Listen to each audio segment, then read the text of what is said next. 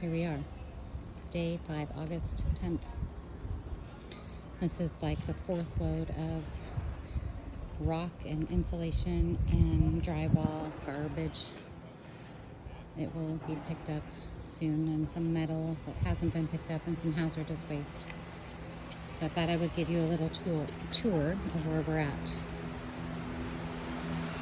We have gutted the entire garage. All of the walls 4 feet up are now the drywall has been removed. All of the insulation has been removed, and we are drying it.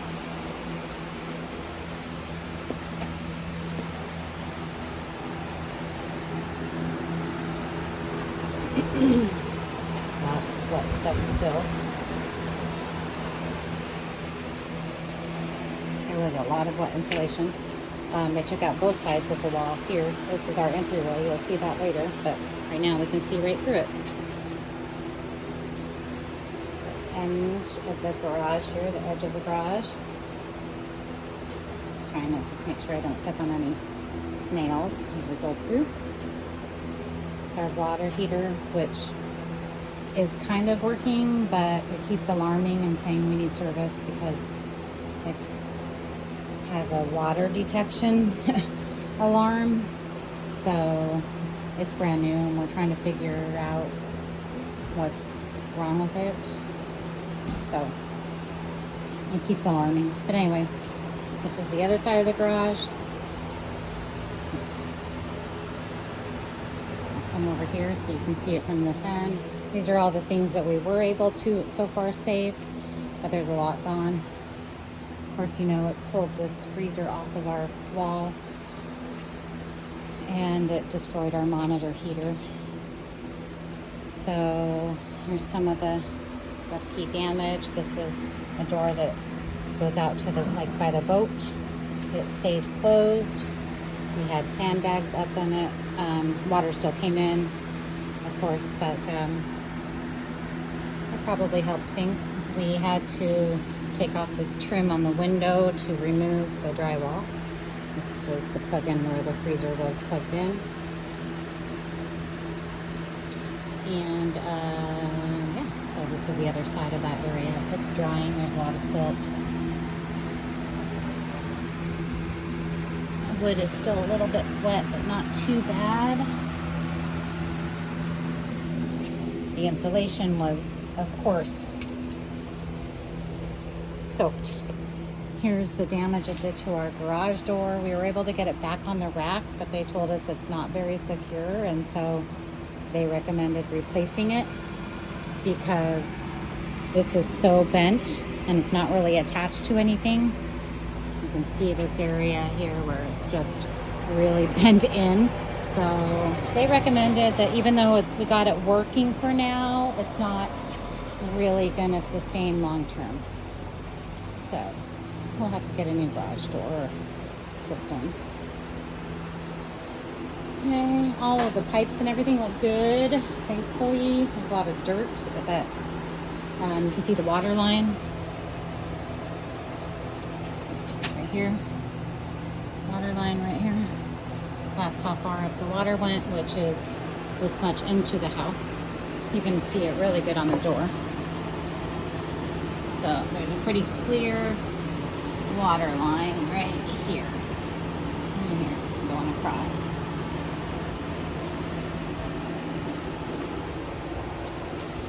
Which is in addition to the steps. So it was pretty filled with water. I think the water went up and over this area, which is why we're alarming on our hot water heater. Walk into the laundry room. They did not remove the walls in the laundry room because a lot of that water went into the living room. It didn't stand in this place, but they did remove this side because it's an exterior wall and it was pretty wet. It's still wet. Yeah, it's still wet. They removed this area and this closet because that got completely soaked too. And again, it's an exterior wall. And again, on this side, they did not remove anything from the bathroom except this area right here. And there was some definite wetness. You can see a water line, but we were able to get all that out, and it's drying right now. Floors are still caked with silt, but I needed to make sure that what was going on everywhere else before I decided what to do. Okay, now we're in our family room. This is the family room wall that comes in from the entrance here and around. This basically was a closet that is now completely gutted. And all of this was ruined. So this was old floor. They pulled out the flooring in our family room and pulled out all this wet insulation. Give you a little perimeter. This is the wall. This is the kitchen at the height. The water came up to here. So we did not have to do anything with that level, thank goodness. So this foam insulation, they said is in good shape, but the insulation that was on the exterior, this corner especially, everything had to be removed. So this is where we're at here. This is where our monitor heater was, so that's all toast. This is all still super wet and is drying. This is the sliding glass door. We are going to have to replace the sliding glass door, it looks like. It got pretty warped and it's just not stable, and nor can it handle all this trim and stuff is just bad. Okay, this is the exterior wall to the deck. This is where the beginning of the faux wall that we removed. All of this was soaking wet and already had mildew and mold forming because it was hidden behind this platform that you can see the outline of. It was a faux platform and then a faux rock wall that they had to remove. And then this is the end unit. This butts up against our storage shed. So these walls were very wet. And the insulation was soaked. You can't really see, but the drywall tests, the water came up to about right here.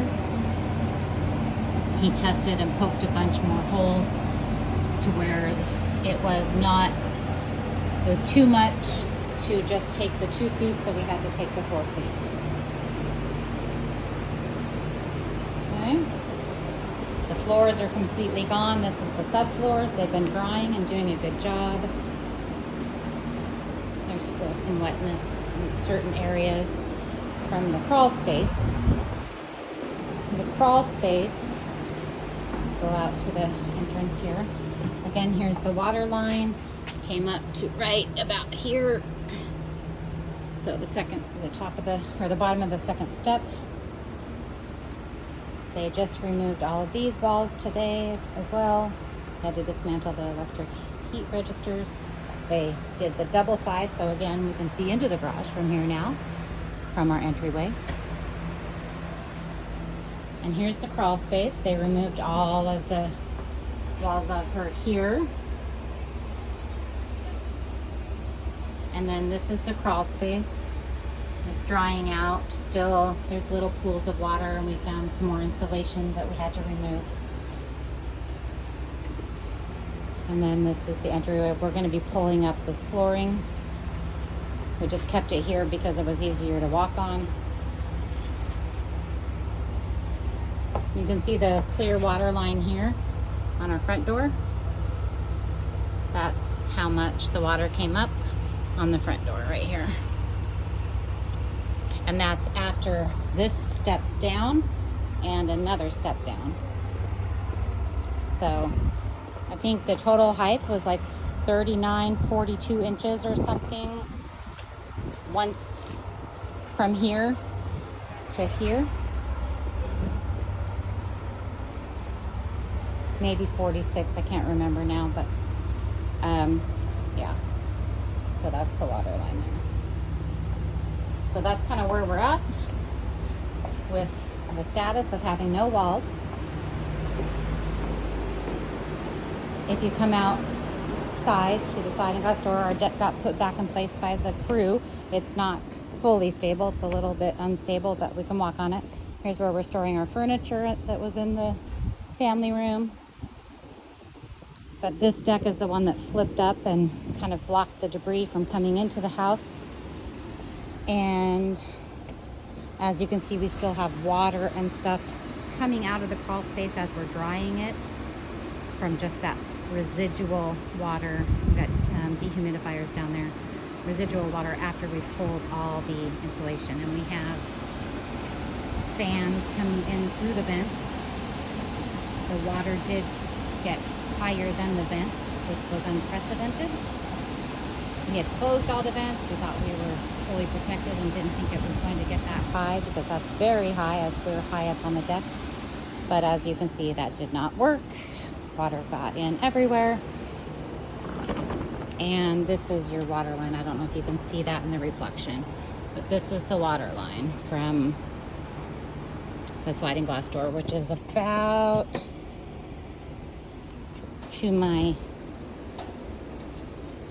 mid-thigh. I'm not very tall, but. And then this is our backyard. The water level came up over the fence line,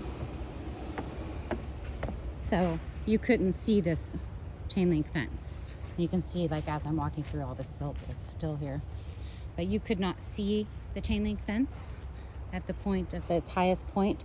So I am, let's see if I can do this. You can see how, so I'm 5'2", so this is probably 48 inches, maybe 45 inches, I don't know. 5'2" is 62 inches, so maybe 50 inches high, just over 4 feet, because it comes right up to like my armpit area. Can you see that? I don't know. I'm videoing from turning it around. So that means that the water was completely over that point. So more than 4 feet over and all the way across to the wall. So that 4 foot line, that 48 inch or higher line, came all the way this way and ran across this area, which was, it meets the vent line and actually surpasses it, which is how water was coming up through the crawl space after it filled, and up through the floorboards and everywhere.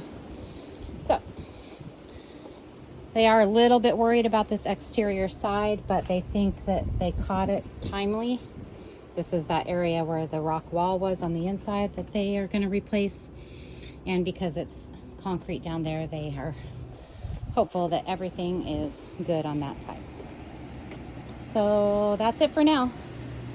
It's a long video, I know, but yeah, that's current status. And Tlingit and Haida Emergency Operations Center helped us do all of this. They're now done, except for maybe coming back and picking up their equipment after it dries for a couple days. And after that, then we're on our own. We got to find a contractor to do the install of the new insulation and put up the new drywall and do the flooring, replacing our monitor, possibly troubleshooting or replacing our brand new hot water heater. There's a lot of, like, you know, little work after they put the drywall up. Then you're gonna have to do all the texture and make it look like a house again, because right now it does not look like a house. We're storing all of our stuff on the next level up, and outside, so it's pretty empty in here right now, but the other part of the house is just full of stuff that doesn't actually belong there.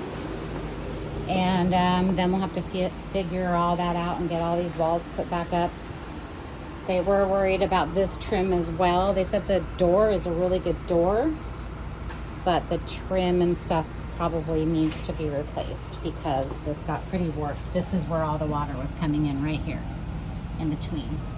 in between the door here and also in here. So, which is like the casing of the door. So I need a new door, like framing system, I guess. And that's it. That's all for now. Thanks, everyone.